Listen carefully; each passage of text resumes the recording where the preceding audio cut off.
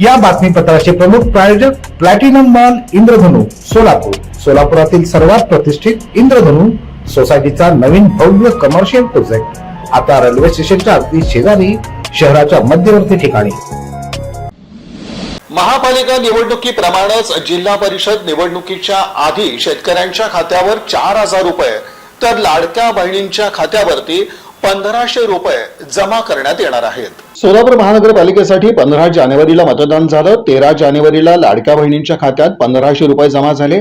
या निवडणुकीत लाडक्या बहिणींनी सत्ताधाऱ्यांनाच पसंती दिली। आता हाच फॉर्म्युला जिल्हा परिषद पंचायत समित्यांच्या निवडणुकीवेळी वापरला जाणार आहे। जिल्हा परिषदेसाठी 5 फेब्रुवारीला मतदान असून त्याच्या 2 दिवस आधी लाडक्या बहिणींना जानेवारीचे 1,500 रुपये आणि शेतकऱ्यांना नमो शेतकरी महासन्मान निधीचे 2,000 रुपये मिळणार आहेत। राज्यात शेतकरी सन्मान निधीचे 90 ते 94 लाख लाभार्थी आहेत। दुसरीकडे ग्रामीणमधील लाडक्या बहिणींची संख्या 1.25 कोटीपर्यंत आहे। शेतकऱ्यांना प्रत्येक 3 महिन्यातून एकदा राज्य आणि केंद्राकडून प्रत्येकी 2,000 रुपये मिळतात। केंद्र सरकारचा हप्ता वितरित झाल्यानंतर 8 दिवसात राज्य सरकारकडून शेतकऱ्यांना सन्मान निधीचे पैसे दिले जातात। आता 23 जानेवारीला केंद्र सरकारकडून हप्ता वितरित केला जाणार असल्याचं कृषी विभागातील वरिष्ठ अधिकाऱ्यांनी सांगितलं। त्यानंतर राज्य सरकारकडूनही हप्ता वितरित होणार आहे। तर लाडक्या बहिणींनाही दरमहा पैसे मिळतात। लाडक्या बहिणींना डिसेंबर महिन्याचा हप्ता महापालिकेच्या मतदानापूर्वी वितरित झाला। आता जानेवारी महिन्याचा हप्ता महिलांना मिळणार असून तो 1 ते 3 फेब्रुवारी दरम्यान वितरित होईल, असं महिला आणि बालकल्याण विभागातील वरिष्ठ अधिकाऱ्यांनी सांगितलं।